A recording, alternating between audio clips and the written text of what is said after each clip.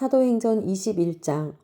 우리는 그들과 작별한 뒤 바다로 나가 배를 타고 곧장 고스로 갔습니다. 이튿날 우리는 로도에 이르렀고 그곳에서 또 바다라로 갔습니다. 우리는 페니키아로 건너가는 배를 만나 타고 가다가 키프로스 섬이 보이자 그 섬을 왼쪽에 두고 시리아로 행선해 두로에 배를 댔습니다. 그곳에서 배에 짐을 풀기로 돼 있었기 때문입니다. 우리는 두로에서 제자들을 만나 그들과 함께 7일을 지냈습니다. 그들은 성령의 감동으로 바울에게 예루살렘으로 올라가지 말라고 전했습니다. 그러나 날이 다 지나자 우리는 두로를 떠나 항해길에 올랐습니다. 모든 제자들과 그 아내들과 자녀들이 도시 밖까지 따라 나와 우리를 전송해 주었습니다. 우리는 그곳 바닷가에서 무릎을 꿇고 기도했습니다. 서로 작별 인사를 나눈 뒤 우리는 배에 올랐고 그들은 집으로 돌아갔습니다. 우리는 두로에서부터 여행을 계속하다 돌레마이에 도착해 형제들에게 인사하고 그들과 함께 하루를 지냈습니다. 이튿날 길을 떠난 우리는 가이사랴에 이르러 7사람 가운데 하나인 전도자 빌립의 집에 머물렀습니다. 그에게는 결혼하지 않은 4명의 딸이 있었는데 그들은 모두 예언하는 사람들이었습니다.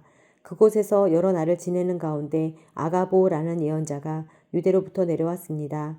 그가 우리에게 와서 바울의 허리띠를 집어 자기 손발에 매더니 이렇게 말했습니다. 예루살렘의 유대 사람들이 이 허리띠 주인을 이렇게 동염해 이방 사람들에게 넘겨줄 것이라고 성령께서 말씀하십니다. 우리는 이 말을 듣고 그곳 사람들과 함께 바울에게 예루살렘에 올라가지 말라고 간곡히 권했습니다. 그러자 바울이 대답했습니다. 왜 여러분은 울면서 내 마음을 아프게 합니까? 나는 주 예수의 이름을 위해 예루살렘에서 붙잡힐 것은 물론 죽을 각오도 돼 있습니다. 바울이 설득당하지 않자 우리는 주의 뜻이 이루어지길 기원합니다 하고는 더 말하지 않았습니다. 이 일 뒤에 우리는 준비해 예루살렘으로 올라갔습니다. 가이사랴의 몇몇 제자들이 동행해 우리를 나손의 집으로 데려다 주어 우리는 그 집에 머무르게 됐습니다. 나손은 키프로스 출신으로 일찍부터 제자가 된 사람이었습니다. 우리가 예루살렘에 도착하자 형제들이 따뜻하게 맞아주었습니다. 이튿날 바울은 우리와 함께 야고보를 만나러 갔습니다.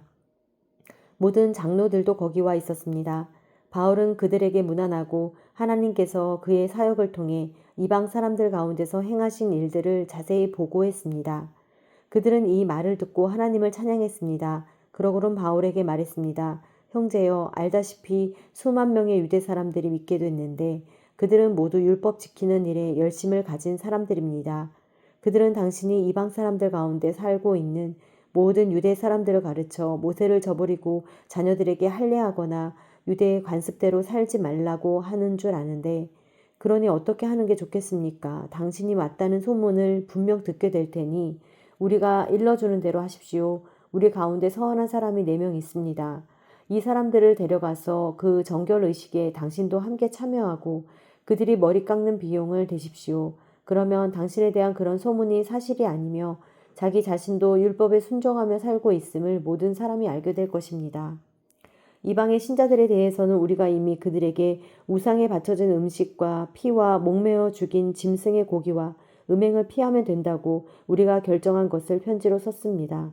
이튿날 바울은 그 사람들을 데리고 가서 그들과 함께 자기 몸을 정결하게 한 후 성전에 올라가 정결 의식이 끝나는 날짜와 각 사람이 예물 바치는 날짜를 신고했습니다.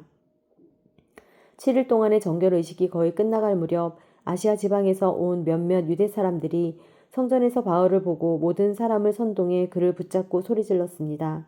이스라엘 동포 여러분, 우리를 도와주시오. 이 사람은 가는 곳마다 모든 사람에게 우리 민족과 율법과 이곳 성전을 반대하며 가르칩니다. 게다가 성전에 그리스 사람들을 데려와 이 거룩한 곳을 더럽히고 있습니다.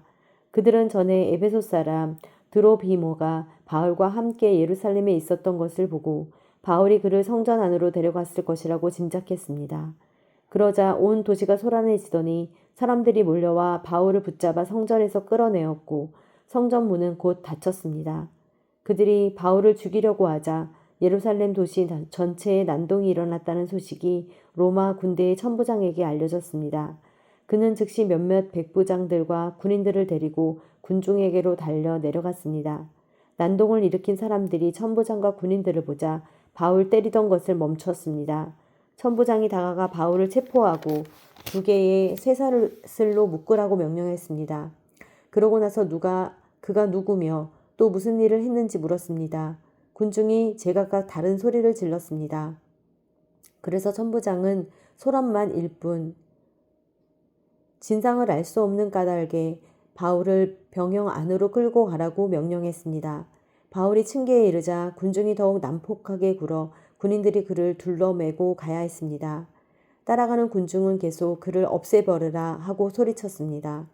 군인들이 바울을 병영 안으로 데리고 가려는데 바울이 천부장에게 제가 한 말씀 드려도 되겠습니까? 하고 물었습니다. 그리스말을 할 줄 아시오?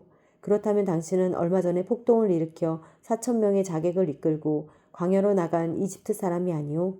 바울이 대답했습니다. 나는 길리기아 지방의 다수에서 태어난 유대 사람으로 그 유명한 도시의 시민입니다. 제가 저들에게 한마디 전할 수 있도록 허락해 주십시오. 천부장의 허락을 받고 바울은 층계 위에 서서 군중들에게 손을 흔들어 조용하게 했습니다. 잠잠해지자 바울이 히브리 말로 연설을 했습니다.